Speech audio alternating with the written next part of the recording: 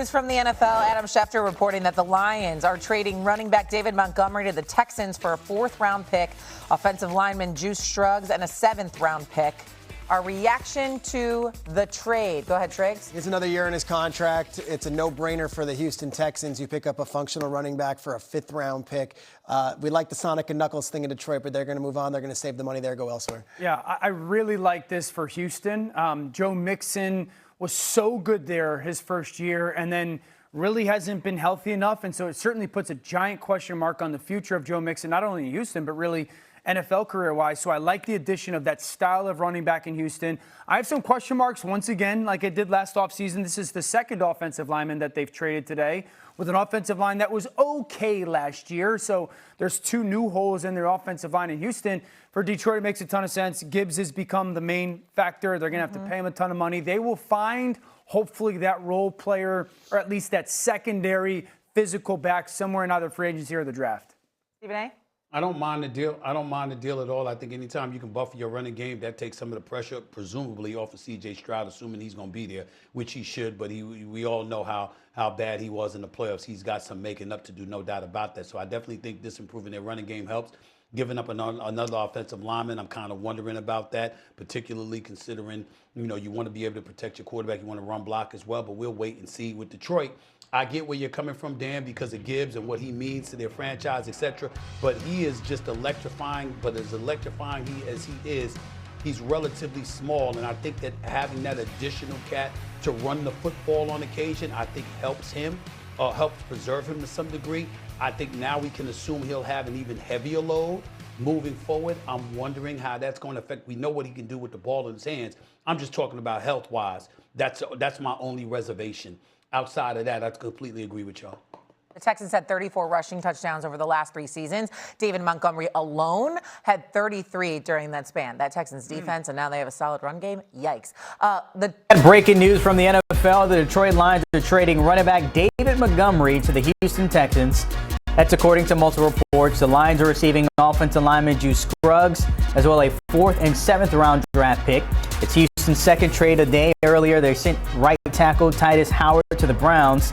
And over the past few seasons in the Motor City, when it comes to Montgomery, one of the 1-2 punches there, along with Jahmyr Gibbs, the Sonic and Knuckles that we saw so dominant there for the Detroit Lions. But his carries have decreased there the past couple years with the emergence of Gibbs as RB1. So taking a look at what he's dealing with now heading to Houston and that depth chart, you would think he's going to be the premier running back. Joe Mixon was the guy for so many years with the Bengals, but riddled with injuries the past couple years. Woody Marks shined a little bit. Juwan Jordan and British Brooks, those guys are still trying to maybe make a way there in H-Town when it comes to that RB room. All right, Emery Hump tapping in. And first thing first, Emery, your thoughts on the trade on both sides and how do you view this?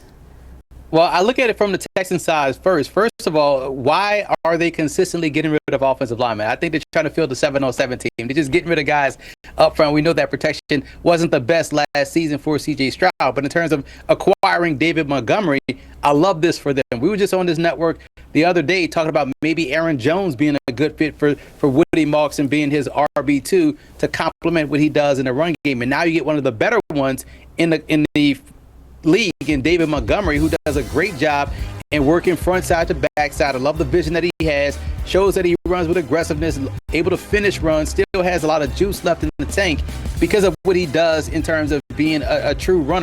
He also helps out in the passing game. He's a good player in pass pro and will help extend Woody Marks throughout the course of the season. So this is a A+ type of move for the Houston Texans regard because of getting a guy that can help you be your code number one. They struggle running the football, and if you can run the football, it not only helps out your quarterback, but most importantly, it helps out your offensive line. So this is an A for the Houston Texans based on who they got, what they needed, and how they went about acquiring them. So for the Lions on the opposite side, Dan Campbell has said in the past that he wants to get back to their old style of playing football so they can get a 4th and a 7th and Juice Scruggs. Your thoughts and grade on them? I was a big fan of Juice Scruggs coming out of Penn State. So as an interior offensive lineman, one of my higher graded interior offensive linemen. So I love that for them. They had some issues up front along the offensive line. So Scruggs will help them out in that regard. I give this grade an A for the Detroit Lions because you have a high expensive, high value RB2 And that tells you, hey, we can move off this and come away with an asset for the offensive line while also giving some young guys on our depth chart a little bit more opportunity to have success behind Jahmyr Gibbs. Or we can go into the draft and get a cheaper option at RB2. Right now they have Jacob Sailors, who starred in the UFL, was an All-Pro there. They also have Kai Robichaux, undrafted free agent out of Boston College. And I'm a big fan of what he brought to the table. And they still have Sion Vaki, who can play safety or running back and helps him out on a return game. So they have options back there behind Jahmyr Gibbs, but you get an interior offensive lineman and you're putting more onus on your game breaker, which I've always been a fan of. You don't want to take Jahmyr Gibbs off the field. I know we had the whole Sonic and Knuckles conversation before. Hey, sometimes Sonic is what he is. You got to let Sonic get out there and rock. So this is an A for Detroit. They were able to move off a valuable asset, but acquired an interior offensive lineman. And now we'll see what they do with the depth behind Jahmyr Gibbs. Sonic's great until those rings to get knocked out. When you talk about the Texans, though, we don't have any rings in Detroit, so maybe we don't even know what that looks like there. That is from producer Telly, not my words, his there. The Texans, when you think about it, we just saw the depth chart there.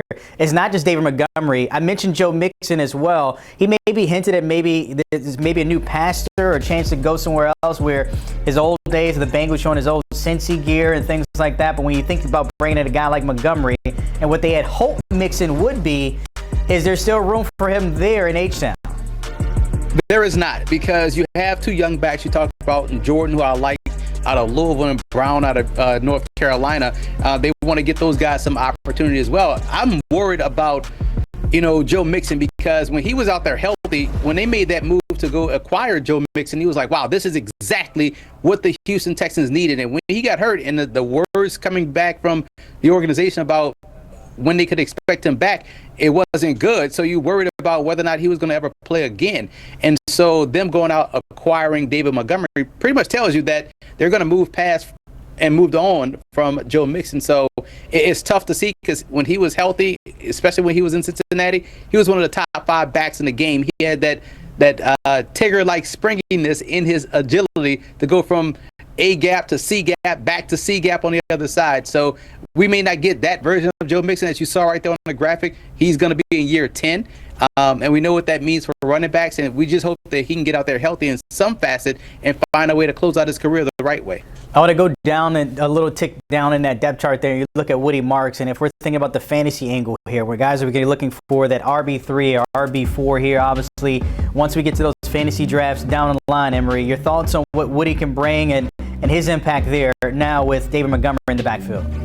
Well, you have to factor in Montgomery might be the leadoff guy. So that may bump down Marks a little bit to where he can sustain his level of play over the course of a season. So in terms of fantasy, you're probably looking more as an RB3 or RB4 or a flex play, because now he won't be asked to be the sustained starter. And we saw him start to wear down at times over the course of the season. And now you can kind of save himself from himself by acquiring a guy like David Montgomery, who can kind of spell him. And Montgomery's going to warrant at least 15 to 20 touches a game. That's less for Marks, but you probably will get a more efficient Marks in that regard on the back end.